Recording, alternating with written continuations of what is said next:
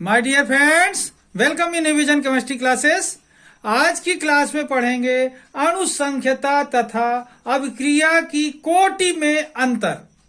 अणुसंख्यता तथा अभिक्रिया की कोटि में अंतर, difference between molecularity and order of reaction के बारे में पढ़ेंगे। ठीक है, तो आज की क्लास रहेगी अणुसंख्यता तथा अभिक्रिया की कोटि में अंतर की। ठीक है, तो देखते हैं इसका डिटेल, इनके अंतर का डिटेल देखते हैं। इसके पहले जिन लोगों ने मेरे चैनल को सब्सक्राइब ना किया हो तो सब्सक्राइब कर लें और मेरा सहयोग करें। और देखते हैं अणुसंख्यता तथा अभिक्रिया की कोटि में अंतर का डिटेल। ओके, तो देखते हैं अणुसंख्यता एवं अभिक्रिया की कोटि का डिटेल देखते हैं। ठीक है ना, अणुसंख्यता तथा अभिक्रिया की कोटि में अंतर का डिटेल देखते हैं। ओके, अणुसंख्यता को ध्यान देंगे आप लोग। अणुसंख्यता को आणविकता के नाम से भी जाना जाता है। किस नाम से? आणविकता के नाम से भी जानते हैं इसको। ठीक है, मॉलिक्यूलरिटी कहलाती है ये। और अभिक्रिया की कोटि को ऑर्डर ऑफ रिएक्शन कहते हैं। ठीक है, ध्यान रखना इस बात को कि इसे आणविकता कहते हैं और इसे अभिक्रिया की कोटि जो है तो अभिक्रिया की कोटि ही केवल जाना जाता है। लेकिन इसका दूसरा नाम भी है, अणुसंख्यता तो कहते हैं, साथ में दूसरा नाम है आणविकता। क्वेश्चन क्या है अपना? अणुसंख्यता या आणविकता तथा अभिक्रिया की कोटि में अंतर लिखिए। अब यहां पर देखें 4 पॉइंट पर अंतर दिखाए गए हैं। First point, second point, third point and fourth point. 4 के 4 पॉइंट एकदम अलग अलग और स्पष्ट बात बता रहे हैं। पॉइंट नंबर पहला देखेंगे आप तो इसमें देखें, यह अभिक्रिया में भाग लेने वाले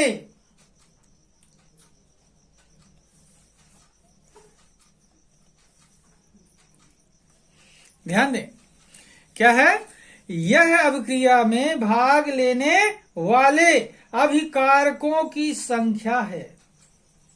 ध्यान देना, अभिक्रिया में जो अभिकारक भाग लेते हैं उन्हीं की संख्या को कहते हैं अणुसंख्यता या आणविकता।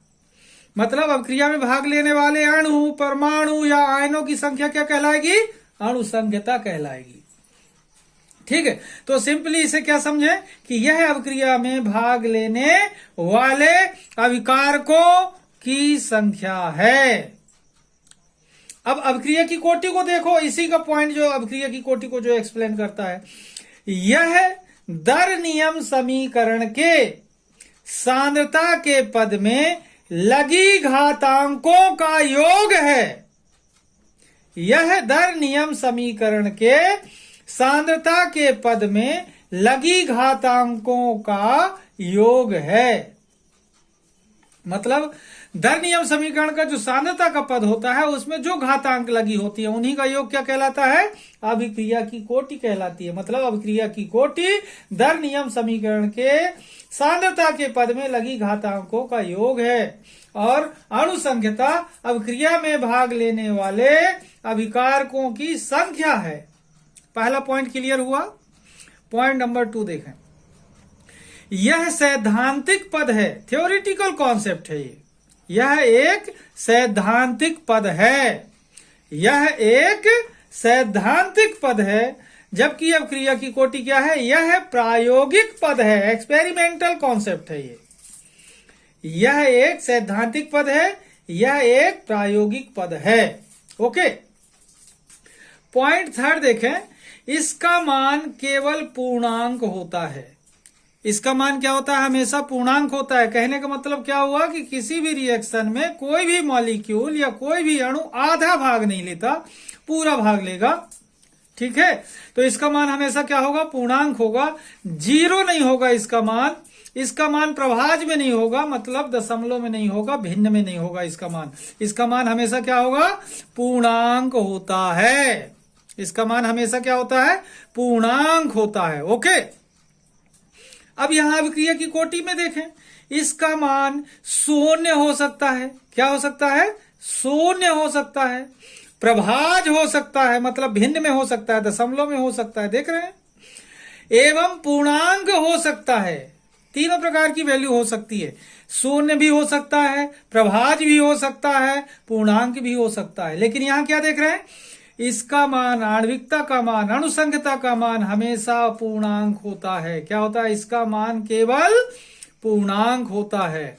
इसका मान शून्य, प्रभाज एवं पूर्णांक होता है। मतलब शून्य भी हो सकता है, शून्य होगा तो शून्य कोटि की अवक्रिया होगी, प्रभाज में होगा तो फिर उसे बोलेंगे छद्म कोटि की अवक्रिया या आभासी अवक्रिया, ठीक है।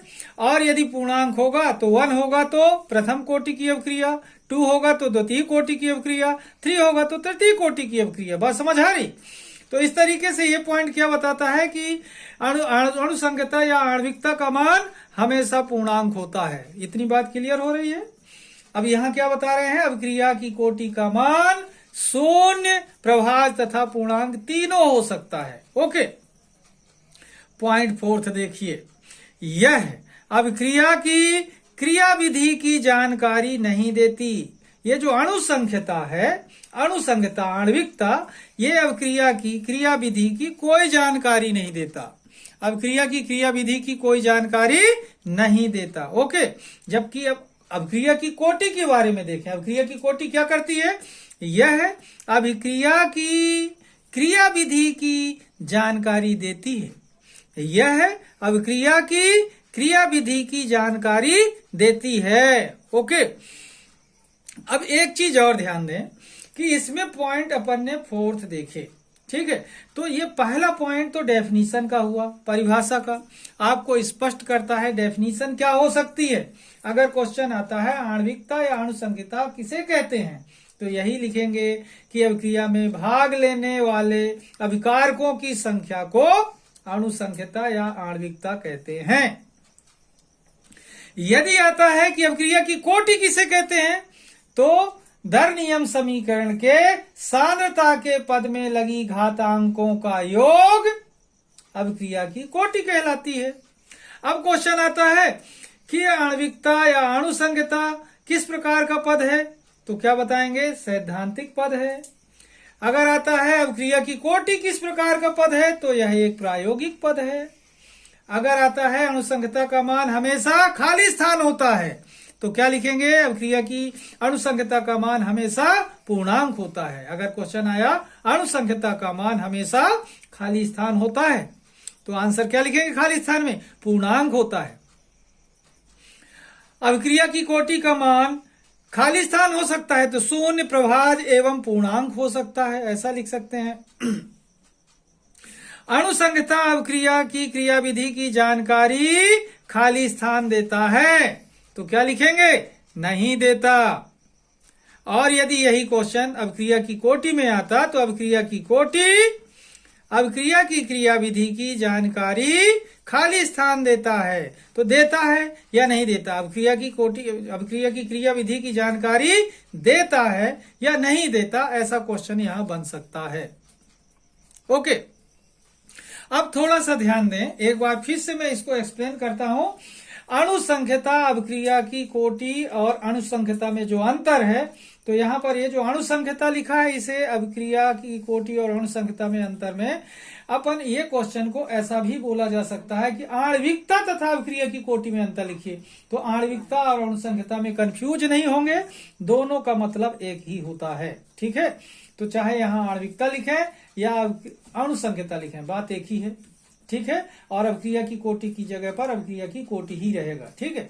तो पहला पॉइंट देखें, यह अभिक्रिया में भाग लेने वाले अभिकारकों की संख्या है और यह दर नियम समीकरण के सांद्रता के पद में लगी घातांकों का योग है। दूसरा पॉइंट, यह सैद्धांतिक पद है। अभिक्रिया की कोटि क्या है, यह प्रायोगिक पद है, ठीक है। इसमें देखें, इसका मान केवल पूर्णांक होता है, इसका मान शून्य, प्रभाज एवं पूर्णांक तीनों हो सकता है। यह अभिक्रिया की क्रियाविधि की जानकारी देती है, कौन, अणुसंख्यता। और अभिक्रिया की कोटि क्या करती है, यह अभिक्रिया की क्रियाविधि की जानकारी देती है। इसमें क्या देखा, यह अभिक्रिया की क्रियाविधि की जानकारी नहीं देती और यह अभिक्रिया की क्रियाविधि की जानकारी देती है। ध्यान रखेंगे, आनुषंगिकता अभिक्रिया की क्रियाविधि की जानकारी नहीं देती और अभिक्रिया की कोटि अभिक्रिया की क्रियाविधि की जानकारी देती है। ठीक है, तो इस प्रकार से इस क्वेश्चन को जरूर पढ़ें, एग्जाम के लिए बहुत इंपॉर्टेंट है, वेरी इंपॉर्टेंट क्वेश्चन है। बिना सीखे इसे एग्जाम देने मत जाएं, सीख कर ही जाएं, जरूर काम आएगा। ओके, तो आज की क्लास को मैं यहीं पर समाप्त करूंगा। जिन लोगों ने मेरे चैनल को सब्सक्राइब ना किया हो तो सब्सक्राइब कर लेंगे और सब्सक्राइब करके मेरा सहयोग करें। तब तक के लिए धन्यवाद। जय हिंद, जय भारत।